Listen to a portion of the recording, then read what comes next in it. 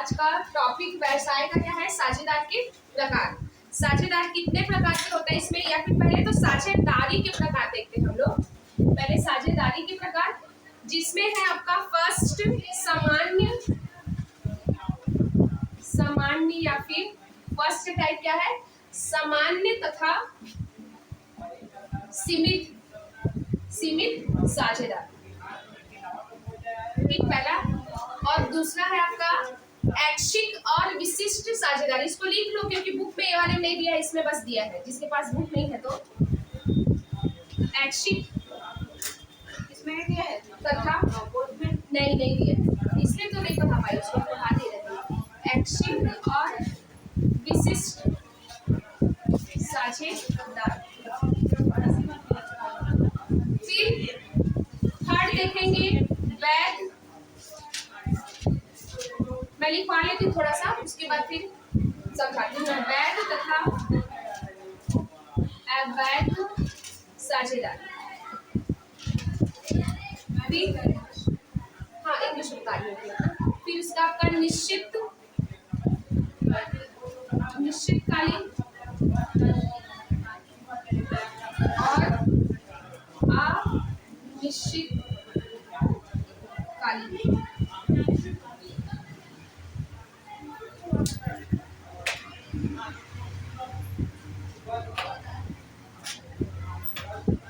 देखो पहला आपका सामान्य और सीमित साझेदार। मतलब यहाँ पर क्या होगा, सामान्य मतलब जनरल जो आपके पार्टनर्स है वो, या फिर जिसका लिमिटेड पार्टनर, मतलब उसका लायबिलिटी क्या है वहाँ पर लिमिटेड है। यहाँ पर सामान्य मीन्स क्या होगा, जो नॉर्मल जो भी साझेदार रहते हैं, जैसे हम लोग 4 लोग हैं, चारों लोग मिल के काम कर रहे हैं, तो ये क्या होगा नॉर्मल।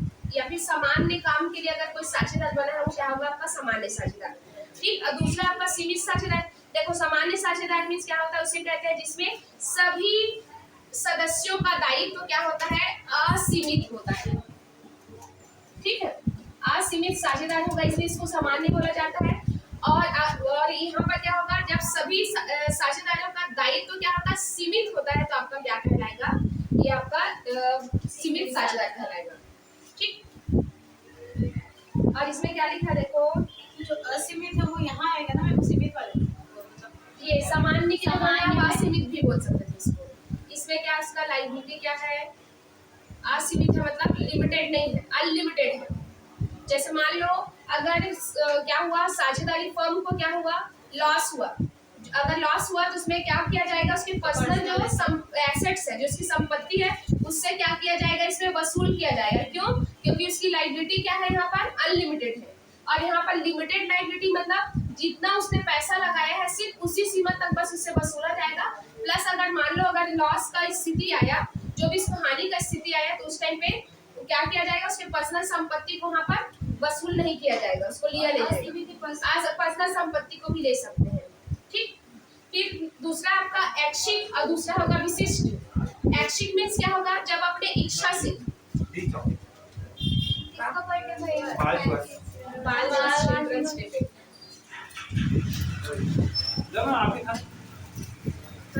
मैं भी बाल दिवस, थैंक यू। आप ही हम लोग को नहीं देना। मैं अंजू मैम को ही बोली, मैम आप ही हमको बोलती हैं, अब क्या बोलूं, अब तो तुम बोल दी होती सर बोली मैम आप हम लोग को विश नहीं। मैं पहले सोची कि चिल्ड्रंस डे मतलब छोटे छोटे बच्चे रहते तो ऐसे बोलती तो अच्छा लगता। चलो देखना, इसमें अगला है ऐच्छिक और दूसरा विशिष्ट। जब आपने इच्छा के अनुसार, क्या बोला यहाँ पर, ऐच्छिक साझेदार से ऐसे साझेदार से जो अपनी इच्छा से के अनुसार क्या किया जाता है, उसको चलाया जाता है, ठीक है। और दूसरा क्या होगा विशिष्ट। विशिष्ट मीन्स क्या होगा, इसमें अनुबंध में व्यवसाय को चालू रखने की अवधि नहीं दी गई। इसका इंग्लिश में क्या होगा,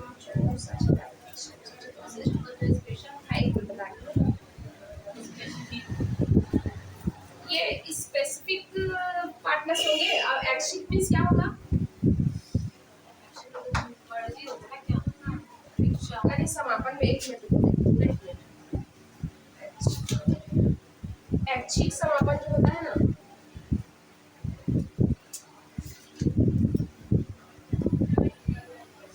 इसमें सर्च करके देखो ऐच्छिक में ऐसे वर्ड क्या आ रहा है, देखो सर्च करते हो।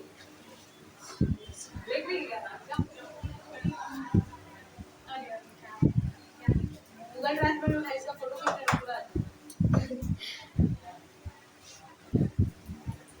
हो गया। वैसे था वैसे तो वैलिड और इनवैलिड है। तो याद ही नहीं आ रहा है इसका, इसमें ना विघटन में इसका अलग से ही है ऐच्छिक समापन करके। कंपलसरी ही होगा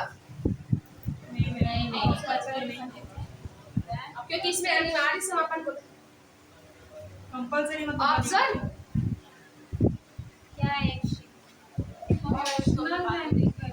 क्या लिखा है? Optional optional. हाँ हाँ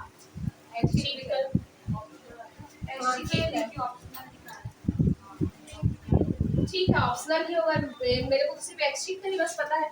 इसमें विघटन में बस मैं जानती हूँ। इसमें दूसरा है विशिष्ट। जैसे मान लो आपको ऐच्छिक मीन्स क्या होगा, अपनी इच्छा के अनुसार क्या करेगा वो साझेदारी में एंट्री मतलब काम करेगा।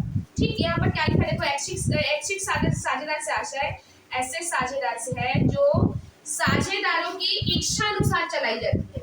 इसमें सब क्या होगा, अपने अपने हिसाब से चलेंगे। लेकिन विशिष्ट क्या होगा, किसी स्पेसिफिक काम के लिए लोग क्या करे रहेंगे, उसका गठन किया जाएगा। ठीक है, इसका साझेदारों का, और उन लोग जो काम पहले से ही उन लोग फिक्स करके रखे हैं कि ये काम कौन कौन करेगा, उसको उसी काम को करेगा, क्या कहलाएगा आपका विशिष्ट साझेदारी कहलाएगा। क्योंकि एक अलग से उसका पर्पस है साझेदारी को बनाने का, तो ये विशिष्ट होगा। फिर आपका थर्ड में देखो वैध और अवैध। वैध मीन्स क्या होगा, जिसका गठन, जिसका निर्माण किसका अधिनियम के अकॉर्डिंग हुआ है, मतलब लॉ के अनुसार अगर उसका गठन हुआ है, वो बना है। जैसे इसका अधिनियम कौन सा बताओ, साझेदारी अधिनियम 1932। साझेदारी अधिनियम है आपका 1932। आ जाना चाहिए। कंपनी अधिनियम पुराना क्या था, 1956। और अभी क्या है 2013। ये सब रटा जाना चाहिए आपको। ठीक है, और अवैध मीन्स क्या होगा, जैसे मान लो जो हाँ लीगल है ना, वैलिड और इनवैलिड भी बोल सकते हो, लीगल इलीगल भी बोल सकते हो। जैसे जो आपके अधिनियम के अकॉर्डिंग बन रहा हो, आपका क्या कहलाएगा वैध। और जो अधिनियम को कंप्लीट नहीं कर पाया, कुछ भी छूट गया, वो क्या होगा आपका अवैध में आएगा। फिर अगला है आपका निश्चितकालीन और अनिश्चितकालीन। मतलब स्पेसिफिक टाइम पीरियड अगर है आपका फिक्स्ड, और तो ये क्या होगा आपका निश्चितकालीन, मतलब 4 साल के लिए हम साझेदारी कर रहे हैं। और वैसे क्या होता है, कई सारे साझेदारी ऐसा रहता है अनिश्चितकालीन रहता है, मतलब उसका कोई टाइम पीरियड नहीं रहता। जैसे मान लो अगर आपको लॉस होते जा रहा है, तो आप क्या करोगे, 2 साल में ही इसको बंद कर दो, या फिर आपको प्रॉफिट होते जा रहा है तो आप कई सालों साल उसको चलाते रहेंगे। ठीक है, तो ये क्या होगा अनिश्चितकालीन। इसमें एक टाइम पीरियड क्या नहीं रहता, फिक्स नहीं रहता। समापन की अवधि इसमें देखो क्या लिखा है कि निश्चितकालीन साझेदारी से आशय ऐसे साझेदारी से है जिसकी स्थापना एक निश्चित अवधि के लिए की जाती है। यही बोली ना, निश्चित अवधि के लिए। और दूसरा है आपका ऐसी साझेदारी का समापन अवधि समाप्त होने पर स्वतः क्या हो जाता है, मतलब खत्म हो जाता है। जैसे हम लोग जब इसका साझेदारी का पंजीयन करवाए होंगे, उसमें अवधि बताई थी ना, टाइम पीरियड कितना होना चाहिए, कि जैसे आप पंजीयन कराओगे कि हमारा साझेदारी कितने साल का है, 5 साल का है, तो जैसे ही 5 साल कंप्लीट हुआ, हमारा साझेदारी क्या हो जाएगा, अपने आप ही क्या हो जाएगा, स्वतः ही क्या हो जाएगा, समापन हो जाएगा। उसका अनिवार्य समापन जिसको बोलते हैं कंपलसरी, उसका क्या हो जाएगा, डिसॉल्यूशन हो जाएगा। अब ये क्या हुआ, साझेदारी के प्रकार है ना, इतने सारे पार्टनरशिप है। फिर इसके बाद पार्टनर्स के टाइप पढ़ेंगे इसके बाद हम लोग। तो देखो इसमें पार्टनर्स कौन कौन से टाइप के आपके साझेदार होते हैं। इसी में है ना स्लीपिंग पार्टनर। हाँ, साझेदार है। अभी तक हम पढ़ रहे थे वो साझेदारी था, अब साझेदार है। तो देखो आप लोग फर्स्ट देखना, इसमें क्या लिखा है, सक्रिय साझेदार। सक्रिय साझेदार मतलब active partner. Active partner means क्या होगा, जैसे मान लो 4-5 लोग हम यहाँ पार्टनर है पार्टनर साझेदारी फर्म में। अब क्या हुआ, जैसे 3 लोग बाहर रहते हैं और मैं सिर्फ यहाँ रहती हूँ, तो मैं क्या करूँगी, यहाँ का सबका देखभाल जो भी काम हम है सबको मैं देखी। और आप लोग क्या कर रहे हो, दूर से बस क्या कर रहे हो, आप साझेदारी हो और पैसा लगाए हो उसमें, और सब काम को कौन कर रहा है, मैं। तो मैं यहाँ पर क्या होंगी, एक्टिव पार्टनर होंगी। ठीक है, सक्रिय साझेदार जो सभी काम को देख रहा है। तो इसमें देखो क्या लिखा है, वह साझेदार जो व्यवसाय की पूंजी लगाता है, फर्म के लेनदारों के प्रति इसका दायित्व असीमित होता है। यह साझेदारी व्यवसाय संचालन में सक्रिय रूप से भाग लेता है, मतलब वो एक्टिव होके क्या करेगा, पार्टिसिपेट करेगा, सभी काम को करेगा। फिर अगला है दूसरा, देखो इसमें निष्क्रिय साझेदार। निष्क्रिय साझेदार मीन्स क्या होगा, ये दिन प्रतिदिन के जो भी काम होते हैं उसमें पार्टिसिपेट नहीं करेंगे। ठीक, जैसे मैं यहाँ पर हूँ, आप 4 लोग थे, तो मैं यहाँ पर हूँ इसलिए मैं एक्टिव होकर यहाँ पर सब काम को देख रही हूँ, लेकिन आप दूर में हो, आप कैसे आ पाओगे यहाँ का काम देखने के लिए? तो आप क्या होंगे, निष्क्रिय साझेदार। मतलब पूंजी तो लगा दिए हो, लेकिन दिन प्रतिदिन का जो काम हो रहा है उसमें आपका कोई भागीदारी उसमें नहीं है। हाँ, स्लीपिंग पार्टनर है। फिर अगला है देखो गोपनीय साझेदार। सब मिलेगा, देखना एक्टिव नहीं रहेगा। देखो आप लोग जो एक्स्ट्रा काम करता है उसको अलग से वेतन कमीशन भी तो दिया जाता है ना, इसमें रहता है ना, प्रावधान पढ़े हो कि नहीं? जैसे मान लो हम लोग सबके सब साझेदार हैं, हमारे एक्स्ट्रा काम कर रहे हैं यहाँ पर, जैसे सेलिंग का भी काम करें तो उस पर क्या मिलेगा, मुझे कमीशन मिलेगा।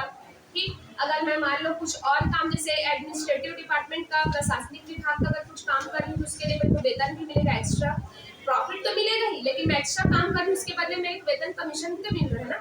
तो ये क्या होगा आपका एक्टिव में, और आपका ये स्लीपिंग पार्टनर यही होगा जो पार्टिसिपेट नहीं करता, बस कैपिटल लगाए रहता है। फिर अगला आपका गोपनीय साझेदार। ये गोपनीय मीन्स क्या होगा, आप तो लिखे थे सीक्रेट पार्टनर है। हाँ, दिया है क्या? अरे तो इतने टाइम्स कहाँ नहीं बताया, किधर दिया है मैम? ये मेरी भी तो बुक दूसरी है, अगर हाँ तो हो सकता है इसमें नहीं है ना, क्योंकि वैसे ढूंढ डाली। हाँ, बस थोड़ा सा और फिर उसके लिए और इतने टाइम से मैं सर्च नहीं कर। अरे इसमें बहुत सारा दिया है।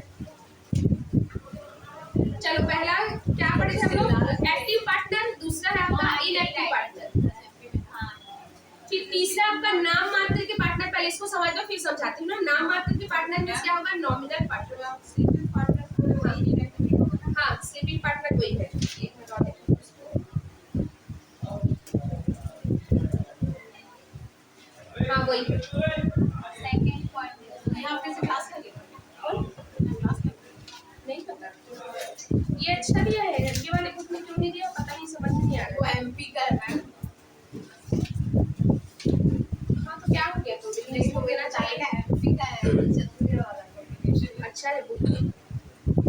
अब देखो इसमें नाम मात्र के साझेदार मतलब नॉमिनल पार्टनर। ये क्या होगा, ये बोला है कि साझेदार में ना तो व्यवसाय में पूंजी लगाता है, ना तो संचालन में भाग लेता है, केवल क्या करता है, नाम के रूप में बस क्या रहता है, साझेदार रहता है।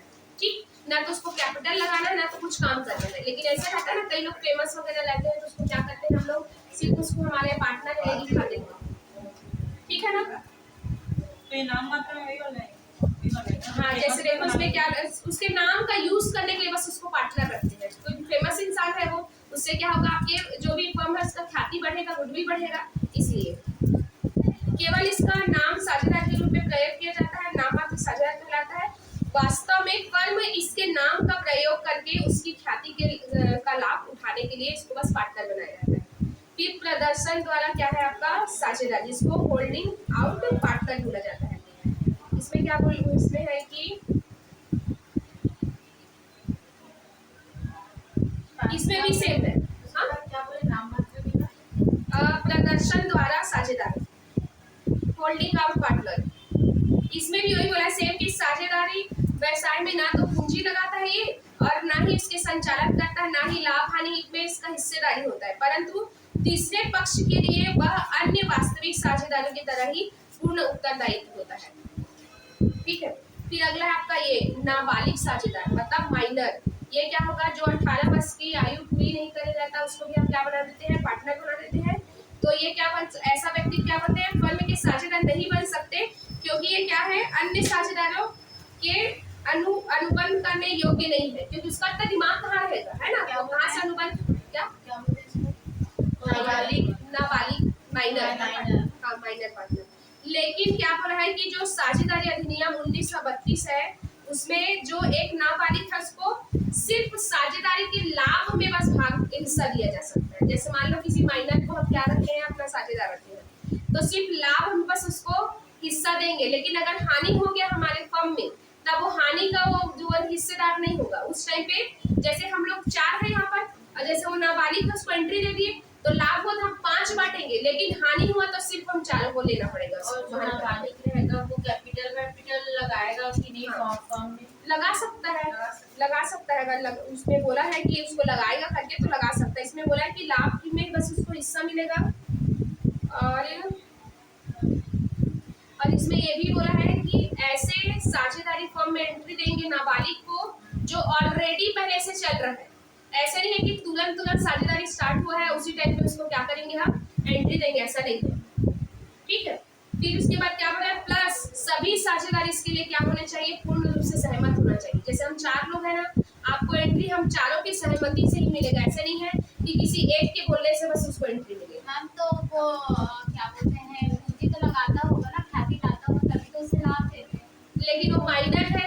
अब जैसे मान लो किसी भी चीज में नाबालिग को जैसे तो काम पे भी नहीं रख सकते ना, उसको नहीं रख सकते ना नाबालिग को, तो आप कैसे उसको पार्टनर रखोगे। इसलिए कंपनी सिर्फ यही बोला है कि आप माइनर को भी एंट्री दे सकते हो, लेकिन सिर्फ लाभ के लिए दोगे, ऐसे नहीं दे सकते। फिर अगला है केवल लाभ में साझेदार, मतलब पार्टनर इन प्रॉफिट ओनली, मतलब ऐसा पार्टनर जिसको सिर्फ लाभ में हिस्सा देने के लिए बस उसको पार्टनर रखा गया है। तो ये क्या होगा, केवल लाभ में साझेदार। नाम से पता चल रहा है ना इसमें कि वह साझेदार जो फर्म में केवल लाभ प्राप्त करने के लिए समझौता करते हैं और हानि के लिए उत्तरदायी ग्रहण नहीं करते, और केवल लाभ में साझेदार कहलाएंगे, और इनकी पूंजी थोड़ी होती है तथा व्यापार संचालन में भी भाग लेना चाहते हैं तो केवल लाभ में ही बन पाते हैं, मतलब लाभ में बस क्या कर पाते हैं, इन लोग का हिस्सा मिल पाता है। फिर अगला है सीमित साझेदार, इसको उसमें टाइप करना, मतलब लिमिटेड पार्टनर। इसमें क्या होगा कि जिनका दायित्व तो केवल व्यापार में लगाई गई पूंजी तक ही सीमित होगा। जैसे मान लो मैं 1 लाख का अगर क्या लगाई हूँ, कैपिटल लगाई हूँ अपने फर्म में, तो सिर्फ मैं 1 लाख के लिए बस क्या होंगी, लाइबल होंगी। इससे ज्यादा मेरी पर्सनल संपत्ति को कोई हाथ नहीं लगाएगा उसमें। ठीक है, फिर वहीं पर आपका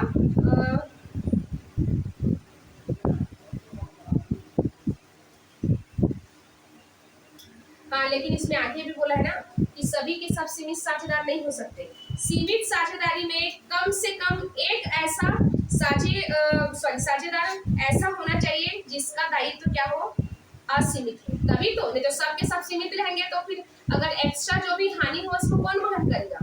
तो जैसे मान लो हम 4 है ना, तो हो सकता है कोई 3 या 2 क्या हो सकेंगे उसमें सीमित साझेदार, और बाकी जो 2 बचे वो क्या होंगे, असीमित साझेदार, ताकि और ज्यादा लॉस हो तो उसको दोनों वहन करेंगे। फिर अगला है उप साझेदार, मतलब कोई पार्टनर का सब पार्टनर, ये बोल सकते हैं इसका सब पार्टनर होता है। इसका मतलब यदि कोई साझेदार साझेदारी व्यवसाय में अपने लाभ में कोई भाग किसी अन्य व्यक्ति को देने का समझौता करता है। जैसे हम चारों पार्टनर हैं, अब मैं कोई अपने पहचान या फिर जो भी है उसको मैं क्या करूँ, अपना पार्टनर सब पार्टनर बना लूँ, तो मेरे जो हिस्सा मिलेगा ना, मैं अपने हिस्से का उसको दूंगी। ऐसा नहीं है कि अब 5 हो जाएगा, मैं अपने हिस्से का जो लाभ है उसको दूसरे जो रखी हूँ सब पार्टनर इसको दूंगी। इसमें भी बोला है उप साझेदार फर्म का ना तो वैधानिक साझेदार होता है और ना ही फर्म के लिए उत्तरदायी होगा। अब जैसे मान लो मैं अपने सब पार्टनर रखी हूँ, अब हानि हुआ, लाभ तो मैं इसको दे रही, अब हानि होगा तो ऐसे नहीं होगा कि 5 लोग में बटेगा, सिर्फ 4 में ही बटेगा। ठीक है, फिर अगला है आने वाला साझेदार, यहाँ पर वही है इनकमिंग पार्टनर बोला है इसमें। जब कोई क्या हो, जब कोई व्यक्ति विद्यमान समस्त साझेदारों की सम्मति से साझेदारी में सम्मिलित किया जाता है तो उसे आने वाला साझेदार बोल सकते हैं। ठीक, जैसे ऑलरेडी हम 4 हैं और किसी नए को एंट्री दिए तो क्या होगा, आपका आगंतुक, जिसको आगंतुक भी बोलते हैं, लिख लेना आप लोग हिंदी वाले लोग। फिर अगला है बाहर जाने वाला साझेदार, आउटगोइंग पार्टनर, मतलब आप ऑलरेडी हम 4 काम कर रहे हैं, जैसे आप निकल गए तो आप क्या हो जाओगे, आप बाहर जाने वाली साझेदार। तो इससे क्या हो जाएगा कि आपको साझेदारी फर्म से अलग के संबंध में क्या देना पड़ेगा, अलग होने के संबंध में सूचना देना पड़ेगा कि आप वहां से अलग हो रहे हो, तभी तो अपने दायित्व से जो आपके लाइबिलिटी है उससे मुक्त हो पाओगे ना। नहीं तो ऐसे नहीं हो पाओगे, ऐसे नहीं है चुपके से आप निकल गए। तो इसमें क्या करना पड़ेगा, आपको सार्वजनिक सूचना देना पड़ेगा कि आप इस पार्टनरशिप फर्म से क्या हो रहे हो, अलग हो रहे हो। फिर अगला है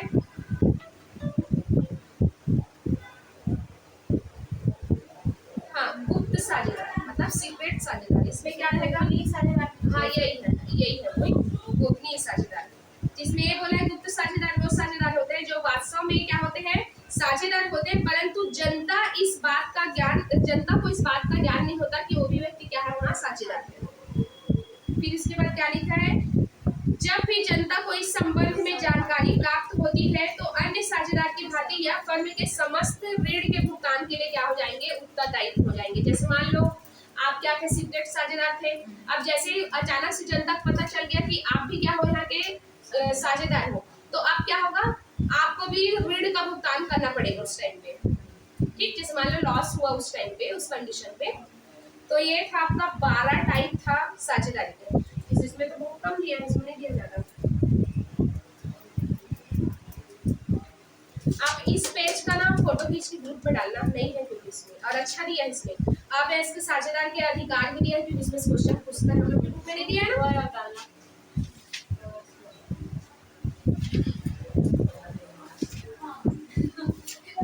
चलो ठीक है, फिर आज यही क्लास ओवर करते हैं, 6:30 बज गया।